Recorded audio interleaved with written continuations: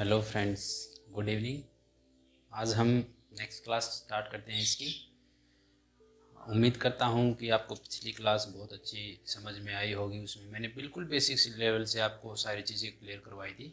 आज हम उससे आगे उस सेशन को आगे करते हैं, ठीक है।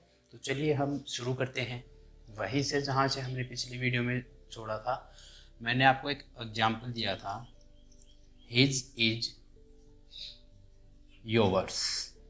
मैंने पूछा था क्या ये सेंटेंस आपका सही है या नहीं। अब मैं इसको सोल्व करवाता हूँ। देखते हैं हिज। मैंने आपको बताया था हिज जो है ये आपका पीए यानी कि पोजेसिव एडजेक्टिव, पोजेसिव एडजेक्टिव। और दूसरा ये क्या है आपका पोजेसिव प्रोनाउन। दूसरा है ये हमारा पोजेसिव प्रोनाउन, ठीक है। तो जो हिज इज योवर्स है, इसमें ये जो हिज वर्ड है ये आपका दोनों केस में आता है। ये आपका पोजेसिव एडजेक्टिव भी है और ये क्या है आपका पोजेसिव प्रोनाउन भी है। तो यहाँ पे मैंने आपको एक चीज़ पिछली क्लास में आपको मैंने क्लियर की थी, एक चीज़ कि जब भी पोजेसिव एडजेक्टिव आता है तो वो अपने साथ क्या लेके चलता है, हमेशा इसके बाद क्या आता है, नाउन आता है। यानी कि जब भी पीए आएगा तो उसके साथ उसका पीएम यानी कि उसका कुछ ना कुछ नाउन होगा। तो नाउन यहाँ पे कुछ है नहीं, यहाँ पे ये अकेला है। मैंने आपको ये भी बताया था कि पोजेसिव प्रोनाउन जो है वो हमेशा अकेला आता है। तो ये क्या आता है, हमेशा अकेला आता है। तो यहाँ पे जो हिज है ये क्या है आपका पोजेसिव प्रोनाउन है। तो हिज इज योवर्स। तो इस तरह से मैं क्या कह सकता हूँ कि ये आपका सेंटेंस जो है ये क्या है आपका करेक्ट है। क्यों? क्योंकि इसका यूज हमेशा अकेला होता है। और इसीलिए मैंने पूछा था अगर ये आपका पॉजिटिव एडजेक्टिव होता तो इसके साथ क्या आता है, यहाँ पे कोई ना कोई नाउन जरूर आता है, ठीक है। अब इससे नेक्स्ट हम इससे आगे बढ़ते हैं। हम पढ़ रहे थे कि प्रीपोजिशन के बाद किन पार्ट्स ऑफ स्पीच का प्रयोग किया जाता है। प्रीपोजिशन के बाद किन पार्ट्स ऑफ स्पीच का प्रयोग किया जाता है। प्रीपोजिशन के बाद पार्ट्स ऑफ स्पीच का प्रयोग, यही पढ़ रहे थे हम। और हम पढ़ रहे थे क्या, प्रोनाउन का केस। प्रोनाउन, नाउन पढ़ चुके हैं हम, प्रोनाउन पढ़ रहे थे। पहले हमने क्या पढ़ा था, नाउन। फिर हमने पढ़ा था कि प्रोनाउन का यूज होता है। प्रोनाउन के मैंने आपको केस करवाए थे।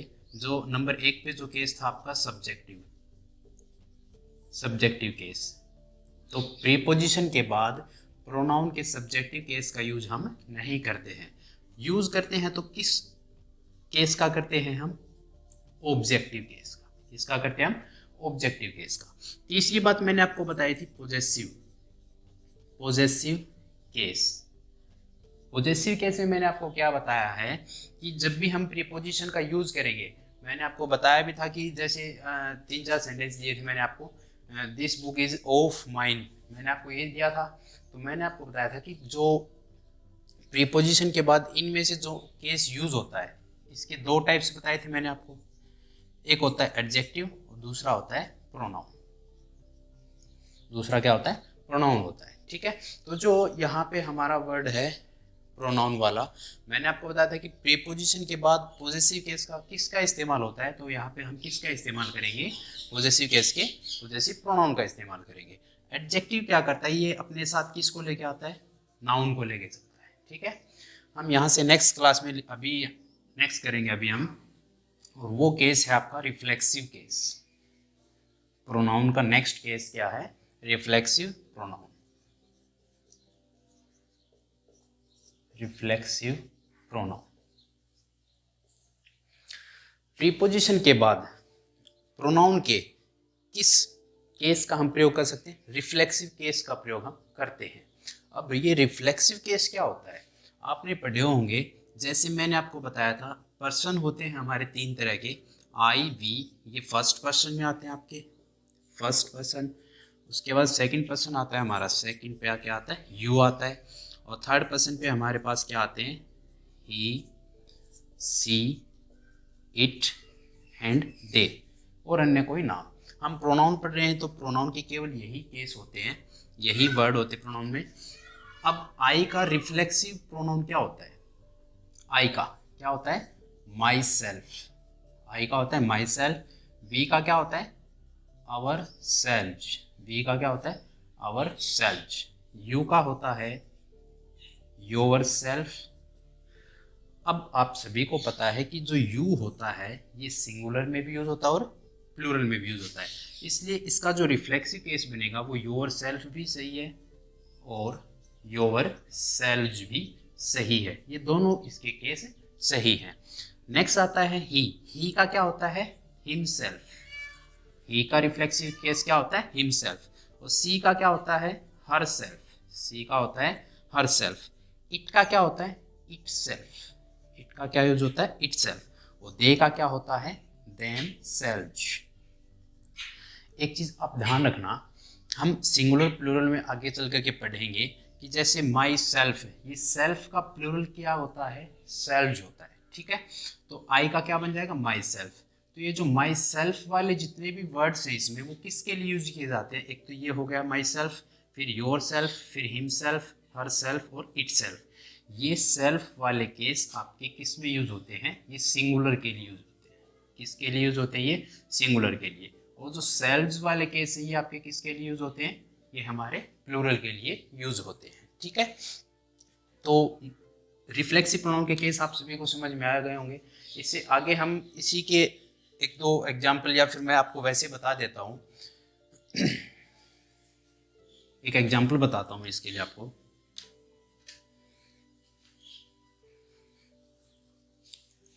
बताना आप कमेंट बॉक्स में अपनी वीडियो को पॉज करके पहले कमेंट करके बताना क्या ये सेंटेंस आपका सही है या नहीं है।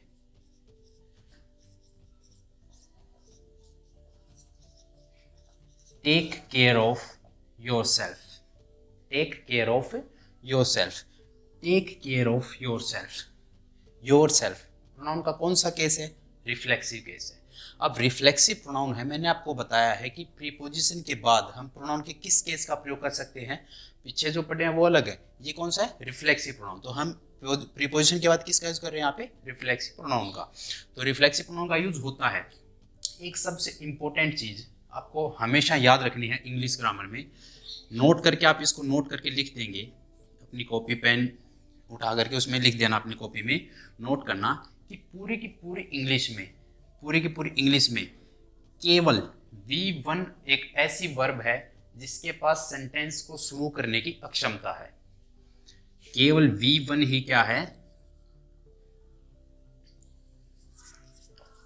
पूरी इंग्लिश में केवल V1 के पास ही सेंटेंस स्टार्ट करने की अक्षमता है, सेंटेंस स्टार्ट करने की अक्षमता है, ठीक है। कौन सी वर्ब है ऐसी जिसके पास जो सेंटेंस स्टार्ट कर सकती है, तो कौन सी वर्ब है, V1, ठीक है। यहाँ पे जो मैं लिख रहा हूँ टेक, ये कौन सी वर्ब है, ये है V1। अब क्वेश्चन ये होता है कि सर सेंटेंस तो है आपका ये, लेकिन इसमें कोई सब्जेक्ट भी होगा क्या। तो ध्यान रखना, जब भी कोई सेंटेंस V1 से स्टार्ट होता है, जब भी कोई सेंटेंस V1 से स्टार्ट होता है उस टाइम पे उसका हिडन सब्जेक्ट होता है। अगर वहाँ पे सब्जेक्ट नहीं दिया होता है तो वहाँ पे हिडन सब्जेक्ट क्या होता है, वो होता है यू। क्या होता है, यू होता है। ये आपको ध्यान रखना है कि take care of yourself, इसमें टेक आपकी वर्ब की फर्स्ट फॉर्म है, यहाँ पे आपका हिडन सब्जेक्ट है जो कि हमें दिखाई नहीं देता है, वो क्या है, आपका यू है। सबसे इंपॉर्टेंट पॉइंट है, ये आपको ध्यान रखना है, क्या है कि पूरी इंग्लिश में सेंटेंस को स्टार्ट करने की अक्षमता किसके पास है, केवल V1 के पास है, ठीक है।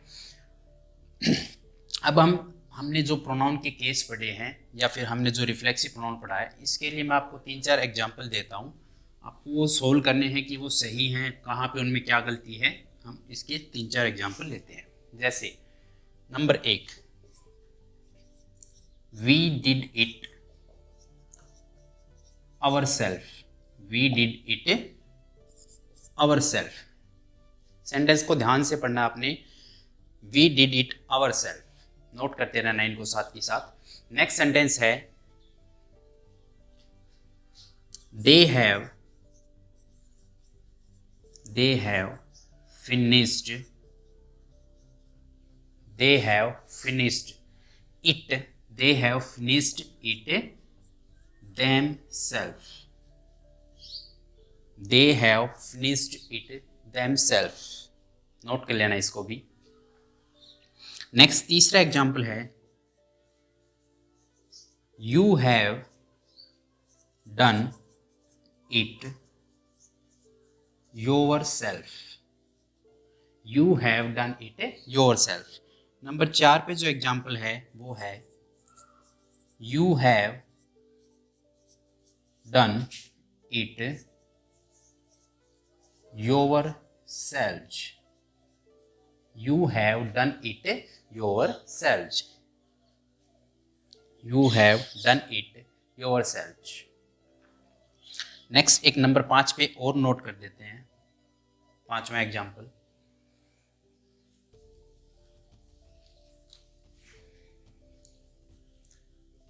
पांचवा एग्जाम्पल है he sits between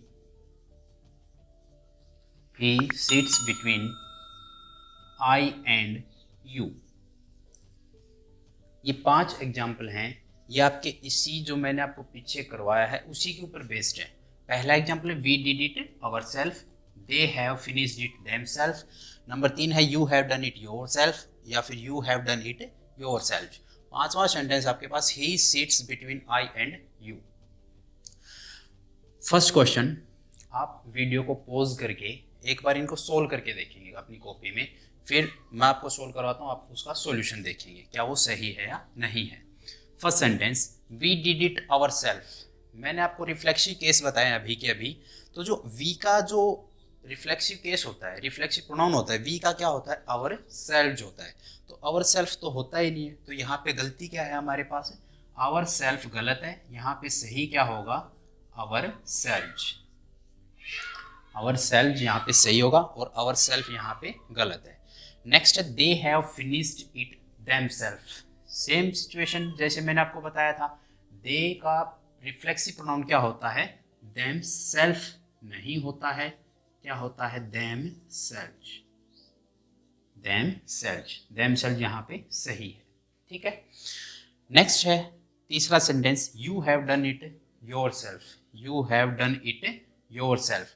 योरसेल्फ बताया था मैंने आपको कि जो यू एक ऐसा केस है, यू एक ऐसा केस है जो आपका सिंगुलर में भी यूज होता है और किस में यूज होता है प्लूरल में भी यूज होता है। तो यू का यहाँ पे सिंगुलर में क्या यूज हुआ है योरसेल्फ। अगर हम इसको प्लूरल केस में लेके चलते हैं तो you have done it yourself, तो यहाँ पे आपके दोनों सेंटेंस क्या हैं करेक्ट, ठीक है। ध्यान से पढ़ लेना आप इनको, दोनों के दोनों सेंटेंस आपके क्या हैं करेक्ट। नेक्स्ट सेंटेंस, 5वां सेंटेंस इंपॉर्टेंट सेंटेंस है, बेसिकली आपके कई एग्जाम्स में आता भी है, जैसे एमटीएस लेवल के जो छोटे लेवल के एग्जाम होते हैं उनमें आता भी है। ये सेंटेंस है ही sits between I and you. आपको बताना है इसमें गलती क्या है, क्या सही होगा इसमें, जल्दी बताएं या फिर कमेंट बॉक्स में आप डाल देना, मैं आपको सोल्व करवा देता हूँ, ठीक है।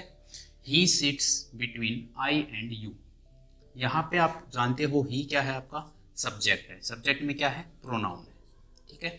ये क्या है आपकी वर्ब, कौन सी वर्ब है ये मैन वर्ब है। बिटवीन क्या है यहाँ पे, बिटवीन क्या है यहाँ पे प्रीपोजिशन है, बिटवीन क्या है यहाँ पे प्रीपोजिशन, ठीक है। आई एंड यू ये दोनों आपके यहाँ पे कैसे केस आने चाहिए, प्रीपोजिशन के बाद प्रोनाउन का कौन सा केस यूज होता है, ऑब्जेक्टिव केस आपका यूज होता है। तो यहाँ पे ऑब्जेक्टिव केस ये तो मान लेते हैं यू योर यू, आपका यू जो होता है सब्जेक्टिव में भी सेम होता है और ऑब्जेक्टिव में भी सेम होता है, लेकिन आई का केस क्या होता है मी होता है। तो यहाँ पे मैंने कर दिया मी एंड यू, ये तो गलत था। अब कमेंट बॉक्स में आपको या फिर वैसे ध्यान रखना है क्या ये सेंटेंस मैंने जो यहाँ पे इसमें करेक्शन की क्या ये सही है या फिर ये भी गलत है। मी एंड यू, इसको जब हम प्रोनाउन वाले चैप्टर में थोड़ा डिटेल से पढ़ेंगे तब आपको बताया जाएगा कि जो इनका ऑर्डर है, इनका प्रोनाउन का जो ऑर्डर है वो यहाँ पे गलत है। सही ऑर्डर क्या होगा इसका, you and me, you and me आपका सही होगा। अभी आपको केवल इतना याद रखना है कि प्रीपोजिशन के बाद प्रोनाउन के कौन से केस का यूज होता है, ऑब्जेक्टिव केस का आपका यूज होता है, ठीक है, 5 सेंटेंस मैंने आपको करवाए हैं, इनको अच्छी तरह से आपको एक बार रिवाइज कर लेना है। इंपॉर्टेंट चीज़ें आपको मैंने बता दी हैं, किसका कौन सा केस आपका सही है। ठीक है, इससे नेक्स्ट अभी हम स्टार्ट करते हैं।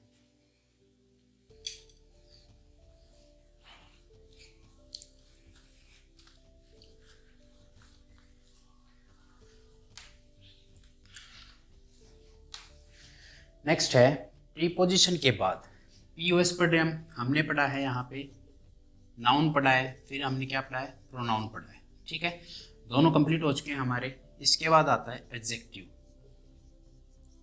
इसके बाद क्या आता है हमारा, एडजेक्टिव आता है।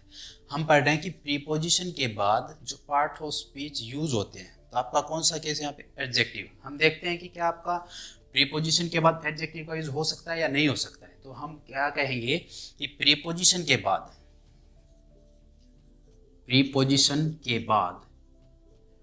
एडजेक्टिव का प्रयोग कभी भी अकेले नहीं किया जाता है। एडजेक्टिव का प्रयोग कभी भी अकेले नहीं किया जाता है। प्रीपोजिशन के बाद एडजेक्टिव का प्रयोग कभी भी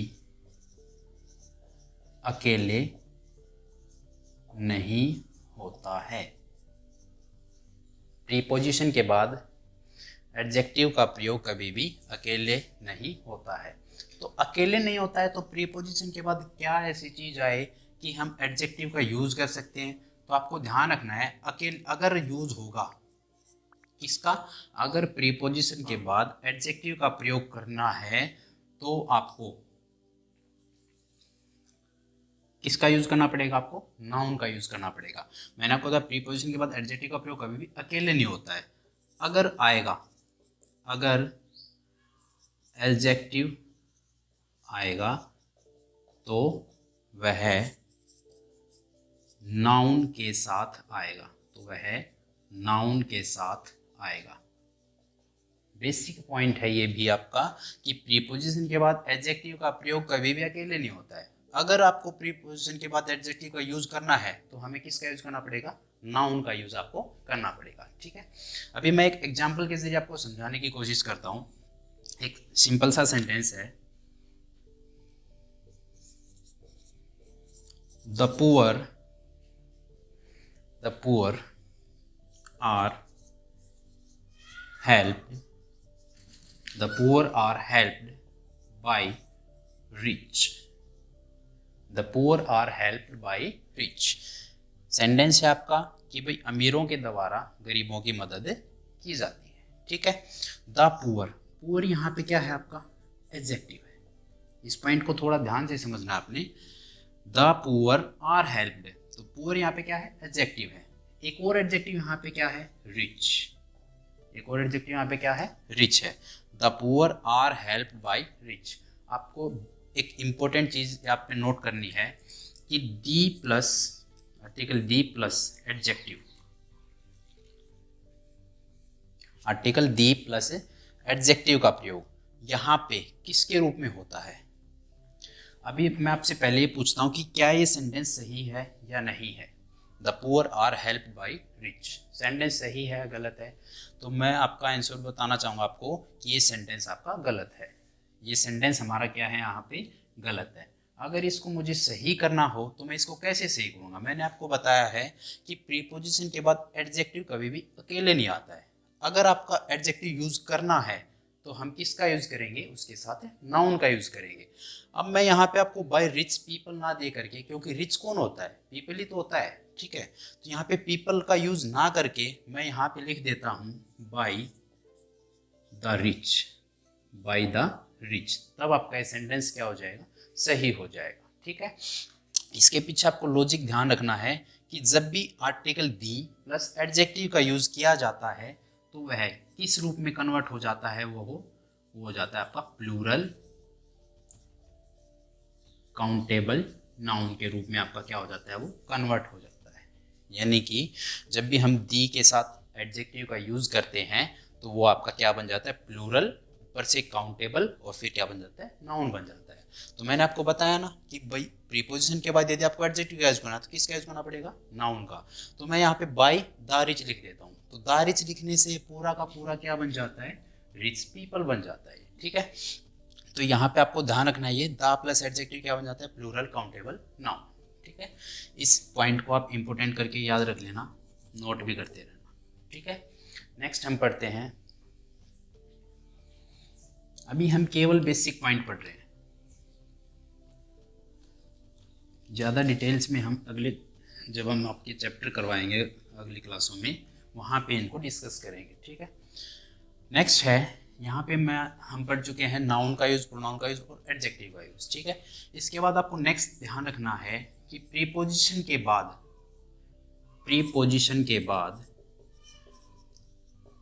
एडवर्ब का प्रयोग, प्रीपोजिशन के बाद एडवर्ब का प्रयोग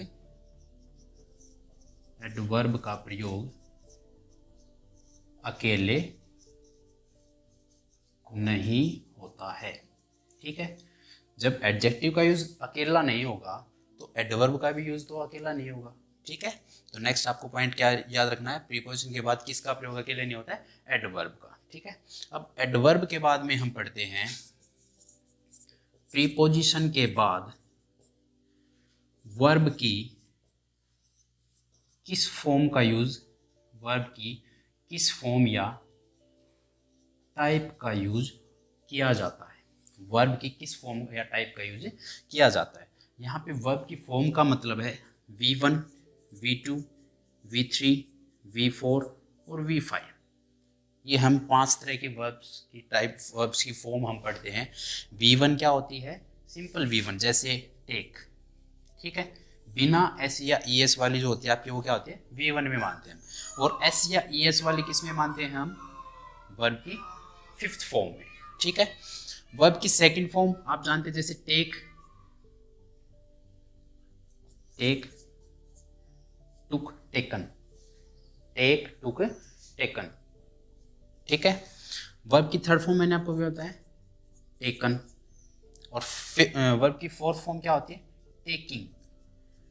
अब आपको ध्यान रखना है, ये जो मैंने आपको वर्ब की 4th फॉर्म बताई है, केवल इसी के साथ, V1 के साथ प्रीपोजिशन के बाद किस फॉर्म का यूज करेंगे हम, V1 का तो करेंगे नहीं, किसका और नहीं करेंगे, V2 का भी नहीं करेंगे, V3 का भी नहीं करेंगे और V5 का भी नहीं करेंगे। हम अगर करेंगे तो किसका यूज करेंगे, V4 का यूज करेंगे। अब ये जो V4 है, टेकिंग, ये एक नाउन की ही एक टाइप होती है जिसका नाम होता है जीरंड। इसका नाम क्या होता है, जीरंड। जीरंड क्या होता है कि नाउन की टाइप होती है, नाउन की क्या होती है, ये एक टाइप होती है। तो प्रीपोजिशन के बाद वर्ब की किस फॉर्म का यूज करते हैं हम, जीरंड फॉर्म का यूज करते हैं। ठीक है, एक एग्जाम्पल के जरिए आप समझ, यहाँ पे लिख देता हूँ मैं आपका example, before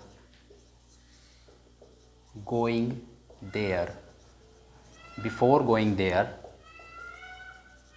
take an umbrella, before going there take an umbrella.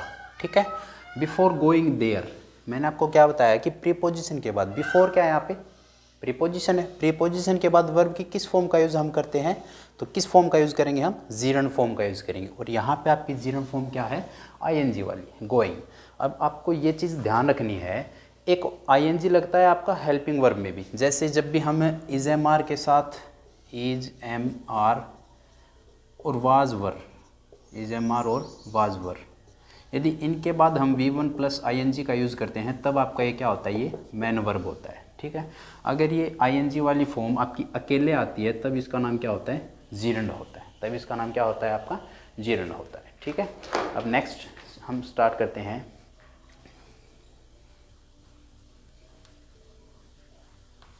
अगला पॉइंट है प्रीपोजिशन के बाद वर्ब की किस फॉर्म का यूज़ होता है। अब नेक्स्ट है, क्या प्रीपोजिशन के बाद, क्या प्रीपोजिशन के बाद, क्या प्रीपोजिशन के बाद प्रीपोजिशन का ही यूज़ हो सकता है या नहीं, ऐसा संभव है या नहीं है कि भाई प्रीपोजिशन के बाद क्या आ जाए, प्रीपोजिशन ही आ जाए। बताएं आप, कोई ऐसा अगर आपके पास एग्जाम्पल हो तो मुझे कमेंट बॉक्स में आप बता देना। ठीक है, तो प्रीपोजिशन के बाद प्रीपोजिशन का प्रयोग किया जाता है, किसमें, फ्रेज में किया जाता है। किस तरह के फ्रेज, जैसे एक एग्जाम्पल मैं आपको देता हूँ, put up with, put up with एक फ्रेज है, बताना इसके साथ, पुट अप विद के साथ। देखना है यहाँ पे प्रीपोजिशन कौन सी है, पुट अप, अब क्या है यहाँ पे प्रीपोजिशन है, और इसके साथ कौन सी प्रीपोजिशन यूज हुई है, विद। तो दोनों आपकी क्या है, ये प्रीपोजिशन है, ठीक है। तो प्रीपोजिशन के बाद प्रीपोजिशन का प्रयोग होता है, ठीक है। किस फॉर्म में, फ्रेज की फॉर्म में। किसकी फॉर्म में होता है ये, फ्रेज की फॉर्म में, ठीक है। एक चीज़ और आपको जानकारी के लिए बता देता हूँ यहाँ पे, पुट अप विद इसका मतलब क्या होता है, टू टॉलरेट, टू टॉलरेट सहन करना, ठीक है, टू टॉलरेट। तो पुट अप विद आपको फ्रेज याद रखनी है, क्या मतलब होता है इसका, टू टॉलरेट होता है, ठीक है। नेक्स्ट हम लिखते हैं,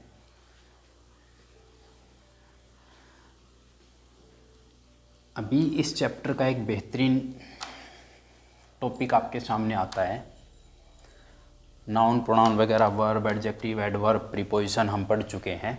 अब जो आपका क्वेश्चन आता है कि प्रीपोजिशन के बाद, प्रीपोजिशन के बाद पार्ट ऑफ स्पीच होता है कंजंक्शन। प्रीपोजिशन के बाद एक पार्ट्स ऑफ स्पीच क्या होता है, कंजंक्शन होता है। क्या प्रीपोजिशन के बाद कंजंक्शन का प्रयोग किया जाता है, ये है हमारा टॉपिक, ठीक है। दोनों को एक बार अलग से डिफाइन करके मैं आपको बता देता हूँ कि जो प्रीपोजिशन होता है, प्रीपोजिशन का मतलब क्या है, प्रीपोजिशन क्या होता है, ये किसी POS का, किसी पार्ट्स ऑफ स्पीच का अन्य पार्ट्स ऑफ स्पीच के साथ रिलेशन बताता है, रिलेशन बताता है, या फिर इसकी पोजीशन के बारे में हमें बताता है। नेक्स्ट है आपका कंजंक्शन। कंजंक्शन क्या होता है, कंजंक्शन जो है ये हम इसका काम क्या होता है कंजंक्शन का, कि कंजंक्शन दो वर्ड्स को जोड़ता है। कंजंक्शन किन को जोड़ता है, दो वर्ड्स को जोड़ता है, या फिर कंजंक्शन और किन को जोड़ता है, दो क्लॉज को जोड़ता है। दो किन को जोड़ता है, ये क्लॉज को जोड़ता है, ठीक है। दो वर्ड्स को जोड़ता है या फिर दो क्लॉज को जोड़ने का काम करता है, ठीक है। अभी हम पहले कंजंक्शन के बारे में पढ़ेंगे, क्योंकि इससे नेक्स्ट हमारा जो पार्ट्स ऑफ स्पीच है वो कंजंक्शन ही है, ठीक है। तो आपका यहीं पे क्लियर हो जाएगा। ये हेडिंग है आपका कंजंक्शन, कंजंक्शन।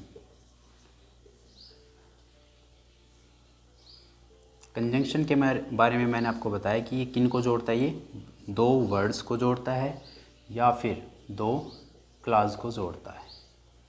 दो वर्ड्स, दो क्लॉज। पहले हम सोल्व करेंगे किन के बारे में, हम डिस्कस करेंगे वर्ड्स के बारे में, कि भी किस तरह के दो ऐसे वर्ड्स होंगे जिनको ये जोड़ने का काम करता है। लिखना अभी मैं आपको एग्जाम्पल के ज़रिए बताता हूँ। सिंपल से एग्जाम्पल हैं,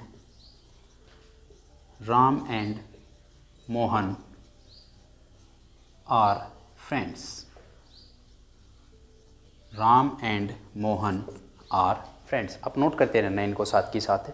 Ram and Mohan are friends. Next जो हमारा एग्जाम्पल है, Ram and I. Ram and I are friends. Ram and I are friends. Next है नंबर 3, वही जो मैंने आपको पीछे एक एग्जाम्पल भी दिया था, he sits between you and I. वहाँ पे मैंने आपको अलग तरीके से समझाया था, यहाँ पे हम एक और लॉजिक इसमें लगा देंगे, ठीक है। 3 एग्जाम्पल हो चुके हैं। नेक्स्ट है आपका नंबर 4 पे एग्जाम्पल। नंबर 4 पे एग्जाम्पल है आपका, his and my friend is waiting there. His and my friend is waiting there, ठीक है। एक एग्जाम्पल हम और लेते हैं इसका। नंबर 5वां एग्जाम्पल है हमारा, my trainer is good and honesty. My teacher is good and honesty, ठीक है। 5 एग्जाम्पल हैं नंबर 1 पे है Ram and Mohan are friends. Number 2 है Ram and I are friends. He sits between you and I. His and my friend is waiting there. My trainer is good and honesty. आपको पाँचों के पाँचों कमेंट बॉक्स में या फिर अपनी कॉपी में आपको नोट करते हैं और इनका सॉल्यूशन आप एक बार करके देखना है, फिर मैं जो आपको समझाता हूँ वो देखना आपने। वीडियो पॉज करके आप देख लेना, ठीक है। फर्स्ट सेंटेंस हम सोल्व करते हैं, Ram and Mohan are friends. देखना, हम आपको समझा रहे हैं कंजंक्शन के बारे में। कंजंक्शन का काम क्या है कि वो दो वर्ड्स को जोड़ता है। अभी हम केवल वर्ड्स की बात करेंगे, इसको बाद में हम समझेंगे कि क्लास क्या होता है, वो अलग चीज़ है। राम एंड मोहन, एंड क्या है आपका कंजंक्शन है। एंड क्या है हमारा कंजंक्शन है। इसने किन को जोड़ा है, एक नाउन है दूसरा नाउन है, ठीक है, इसने इनको जोड़ा है। तो Ram and Mohan are friends, दो वर्ड्स को जोड़ दिया इसने। दोनों वर्ड्स क्या हो सकते हैं आपके, नाउन भी हो सकते हैं। नेक्स्ट है हमारा Ram and I are friends. Ram and I are friends. Ram and I are friends, क्या ये सेंटेंस आपका सही है या फिर राम एंड मी होगा, देखना अभी। एंड यहाँ पे कंजंक्शन क्या है, एंड है। एंड यहाँ पे हमारी कंजंक्शन है। राम एंड आई, राम क्या है यहाँ पे नाउन है और ये क्या है यहाँ पे प्रोनाउन है, ठीक है। आपका ये सेंटेंस भी क्या है, करेक्ट है, इसमें कोई गलती नहीं है। आगे देखते हैं, ही sits between you and I.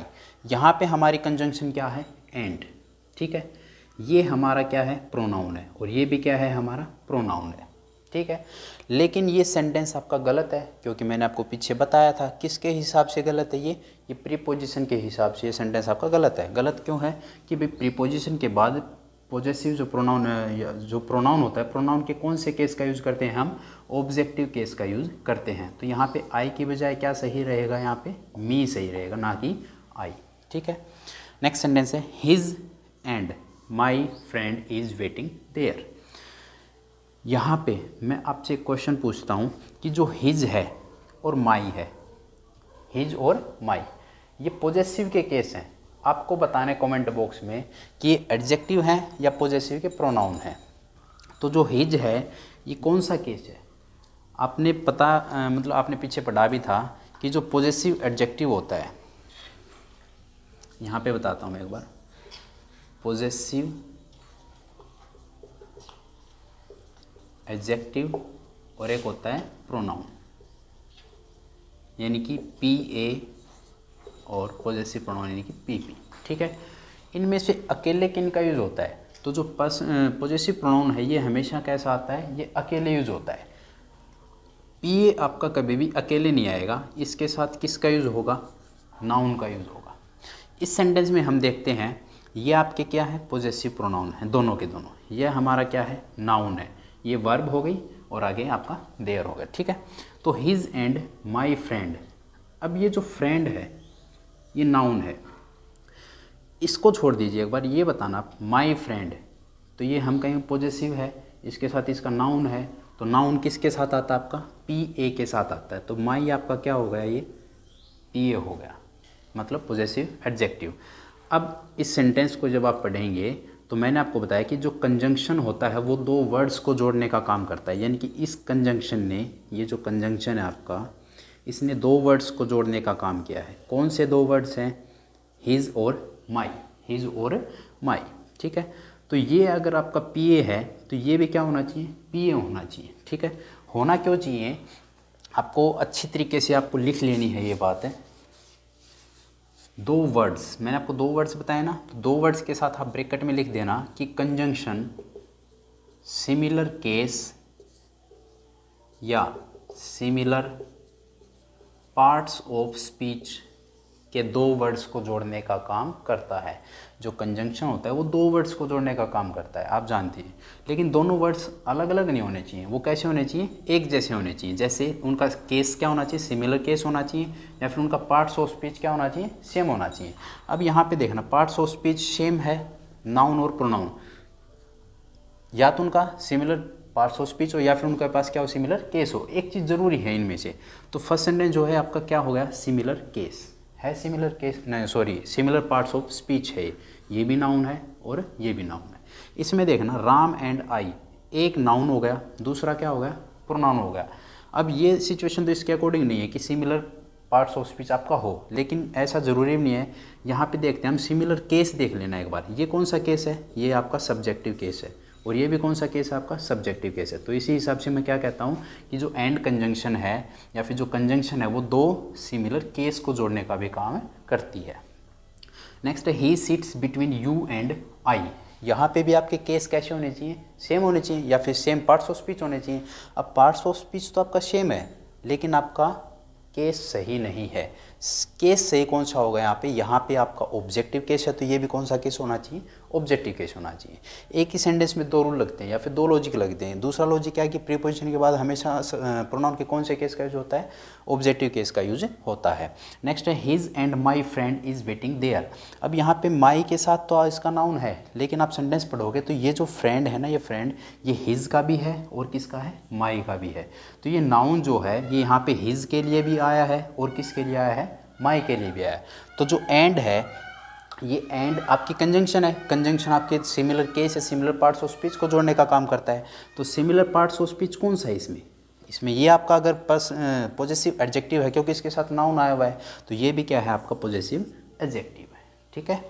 Next है माई trainer is good and honesty. My trainer is good and honesty. My trainer, ठीक है, यहाँ तक। इज़ गुड एंड ऑनेस्टी, दो एडजेक्टिव हैं। एक तो गुड है, ठीक है। अब यहाँ पे कंजंक्शन कौन सी है, एंड कंजंक्शन है। अब एंड जो कंजंक्शन है इसका काम क्या है कि ये सिमिलर केस या सिमिलर पार्ट्स ऑफ स्पीच को जोड़ने का काम करता है। तो यहाँ पे सिमिलर पार्ट्स ऑफ स्पीच नहीं है, एडजेक्टिव है ये क्या है आपका, ऑनेस्टी। क्या है ऑनेस्टी, यहाँ पे एक नाउन है। तो आपके पार्ट्स ऑफ स्पीच अलग अलग हो गए। हमें क्या चाहिए यहाँ पे, आपके सिमिलर पार्ट्स ऑफ स्पीच चाहिए। तो यहाँ पे इसका पार्ट्स ऑफ स्पीच क्या होगा, यहाँ पे एडजेक्टिव है तो यहाँ पे भी क्या होगा, एडजेक्टिव होगा। और यहाँ पे एडजेक्टिव क्या होगा, ऑनेस्ट। आपका ऑनेस्ट सही है और ऑनेस्टी गलत है। ठीक है। पांचों एग्जाम्पल हैं, अच्छे तरीके से आपको इनको पढ़ना है। एक चीज़ और नोट कर लेना इनके बारे में, कंजंक्शन पढ़ा रहे हैं ना आपको, तो कंजंक्शन के बारे में दो चीज़ें आपने लिखनी है कि दो ही कंजंक्शन मैंने आपको अभी बताई हैं जो बेसिक्स है।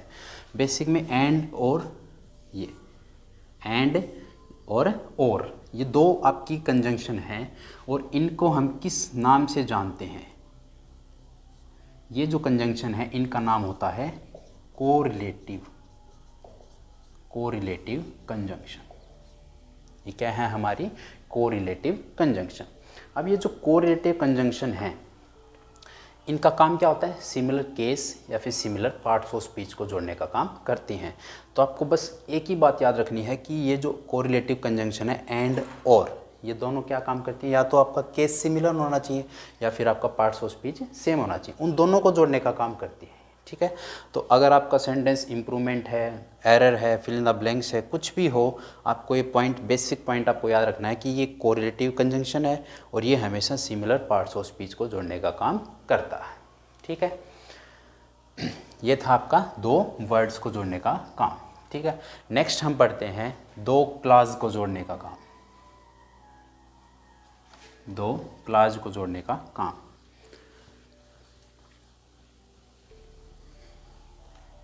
दो क्लॉज को जोड़ने का काम। ठीक है। क्लॉज को मैं थोड़ा अलग से लिख देता हूँ, क्योंकि कई स्टूडेंट्स को कन्फ्यूजन रहता है कि सर क्लॉज क्या होता है। क्लॉज एक होता है क्लॉज और एक क्या होता है, सेंटेंस।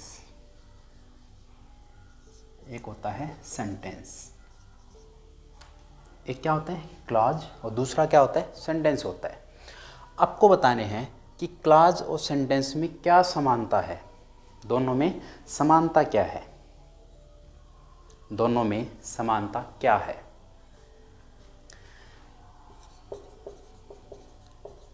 समानता यानी कि सिमिलरिटी क्या है इसमें, इन दोनों में क्या सिमिलरिटी है। क्लॉज और सेंटेंस दोनों में एक ही आपकी सिमिलरिटी है कि उसमें वर्ब की फॉर्म का यूज होता है, यानी कि मैन वर्ब का आपका इसमें यूज होता है। दोनों में जो आपकी मैन वर्ब है वो क्या होगी, आपकी सेम होगी। ठीक है, सॉरी सेम मतलब कि दोनों में क्या होनी चाहिए, क्लॉज में भी वर्ब होगी आपकी और सेंटेंस में भी क्या होगी आपकी, वर्ब होगी। ज़्यादातर वर्ब्स की कौन सी फॉर्म आती है इसमें, वर्ब की फर्स्ट फॉर्म। सेंटेंस में आपके अलग अलग हो सकती हैं, तो क्लॉज और सेंटेंस में क्या फ़र्क, क्या समानता है कि इन दोनों में हमेशा वर्ब का इस्तेमाल आपको मिलेगा। ठीक है, नेक्स्ट है हमारा डिसिमिलरिटी। डिसिमिलरिटी, इन दोनों में असमानता क्या है, क्या असमानता है इन दोनों में? बेसिक सी असमानता है इसमें। आपको कोई भी लॉजिक, कुछ भी फॉर्मूला आपको याद नहीं रखना है। आपको याद रखना है कि सेंटेंस में आपका किसका इस्तेमाल होता है? फुल स्टॉप का। सेंटेंस में हमारा किसका इस्तेमाल होता है? फुल स्टॉप का। और जो आपका क्लोज है इसमें फुल स्टॉप का इस्तेमाल हमारा नहीं होता है, इसमें फुल स्टॉप का इस्तेमाल नहीं होता है। और इस्तेमाल किस में होता है? सेंटेंस में आपका किसका इस्तेमाल होता है? फुल स्टॉप में। बस बेसिक चीज़ है, आपको यही याद रखना है। ठीक है, अब ध्यान रखना, जितने फुल स्टॉप होंगे उतने ही क्या होंगे? सेंटेंस होंगे। जितने फुल स्टॉप उतने क्या? सेंटेंस। ठीक है, इसमें क्या बताओगे फिर? जितनी आपकी वर्ब्स होंगी, जितनी मैन वर्ब्स होंगी, उतने ही क्या होंगे? क्लॉज होंगे। दोनों में लिख लेना आप, important basic formula, basic point जो है क्लॉज के बारे में लिखते हैं हम, जितनी मैन वर्ब उतने क्लॉज, जितने मैन वर्ब उतने क्लॉज। ठीक है, सेंटेंस में क्या रखना है आपने? जितने फुल स्टॉप, जितने फुल स्टॉप उतने ही सेंटेंस, जितने फुल स्टॉप उतने ही क्या होंगे? सेंटेंस होंगे। बस सिंपल सा फंडा है। कुछ भी ऐसा आप मतलब कि अलग अलग किताबों में कुछ कहीं कुछ दे रखा है, कहीं कुछ दे रखा, आपको सिंपल सा फंडा याद रखना है, जितनी मैन वर्ब्स हैं उतने ही क्या हैं? क्लॉज हैं। जितने फुल स्टॉप हैं उतने ही क्या है? आपके सेंटेंस हैं। ठीक है, नेक्स्ट हम इसी में करते हैं। मैं एक बार इनको क्लियर कर देता हूँ। ठीक है, एग्जाम्पल लेते हैं हम इनका, आपको समझ में आ गया होगा कि क्लॉज क्या होता है और सेंटेंस क्या होता है।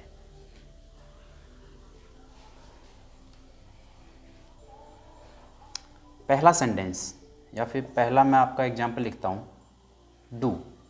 पहला एग्जाम्पल क्या है हमारा? डू। दूसरा एग्जाम्पल है हमारा डू और डाई। दूसरा एग्जाम्पल क्या है हमारा? डू और डाई।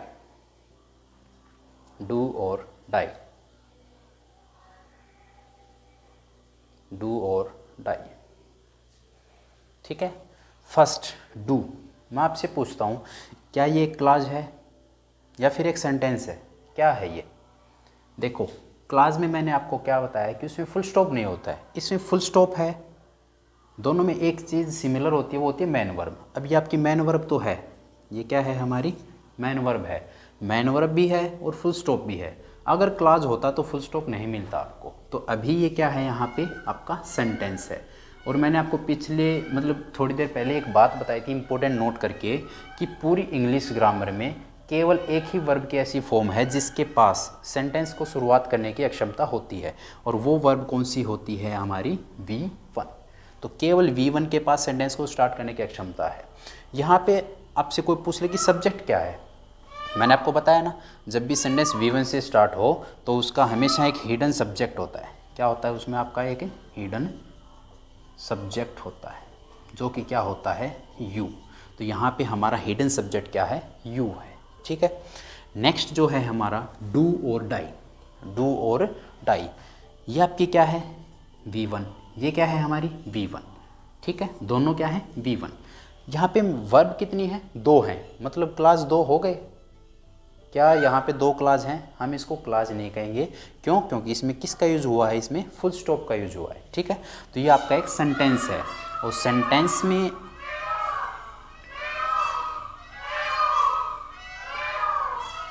पता नहीं इस कोरोना काल में इतने पिकॉक कैसे बोल रहे हैं, क्या इनको सूझ रहा है पता ही नहीं चल रहा। डू और डाई। ठीक है, अब ये भी देखो किस टाइम पे बोल रहे हैं डू और डाई, मतलब ऐसी पेंडेमिक की सिचुएशन है, और ये भी कह रहे हैं कि भाई या तो करो या मरो। ठीक है, हर किसी के लिए ऐसी सिचुएशन ही ऐसी है। ठीक है, चलो डू और डाई वर्ब की फर्स्ट फॉर्म, और ये भी आपकी क्या है? वर्ब की फर्स्ट फॉर्म।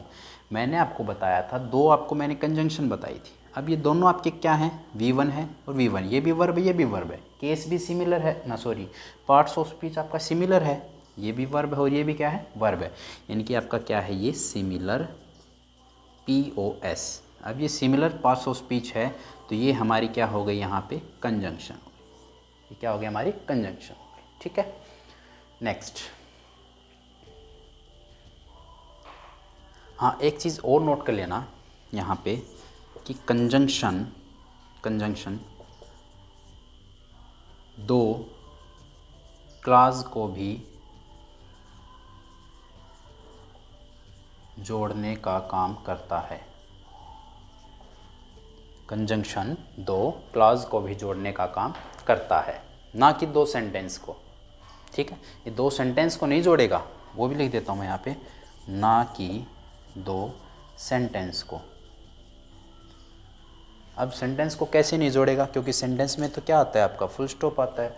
अगर फुल स्टॉप आएगा तो उसके बाद क्या कंजंक्शन आनी, तो आपका क्लॉज जो होता है, सो कंजंक्शन जो होता है वो दो किन को जोड़ने का काम करता है, क्लॉज को जोड़ने का काम करता है, ना कि दो सेंटेंस को। ठीक है, अभी मैं यहाँ पे एक एग्जांपल लेता हूँ, बिल्कुल सिंपल सा एग्जांपल है, बताना अभी आप कि उसमें कितनी मेन वर्ब है। लिखना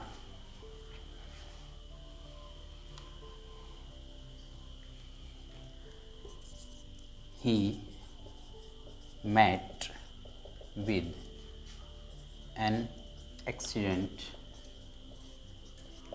He met with an accident, but luckily survived. But luckily survived.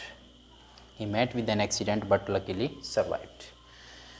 यहाँ पे हमारे पास वर्ब पूछ ली जाए तो कितनी वर्ब हैं, वर्ब की सेकंड फॉर्म और क्या है यहाँ पे एक वर्ब की सेकंड फॉर्म। ठीक है, दो आपकी वर्ब की सेकंड फॉर्म है ना, दोनों अलग अलग हैं, दोनों क्या हैं, अलग अलग हैं। ठीक है, तो he met with an accident but luckily survived, but luckily survived. इसमें आपको एक फ्रेजल वर्ब भी याद रखनी है, एक फ्रेजल वर्ब है यहाँ पे मेट विद, ये क्या है, met with phrasal verb, met with. ठीक है, तो यहाँ पे क्लॉज कितने हो गए, दो क्लॉज होंगे, लेकिन सेंटेंस कितने होंगे, यहाँ पे एक ही सेंटेंस होगा, क्योंकि यहाँ पे फुल स्टॉप है, एक ही है। ठीक है, अब मैं आपको कुछ एग्जांपल देता हूँ, केवल दो एग्जांपल, कुछ नहीं, केवल दो ही हैं।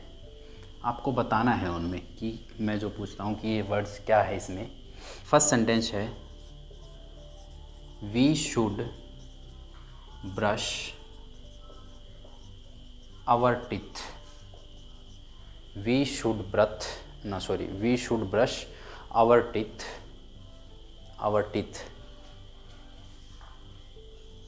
Before meal.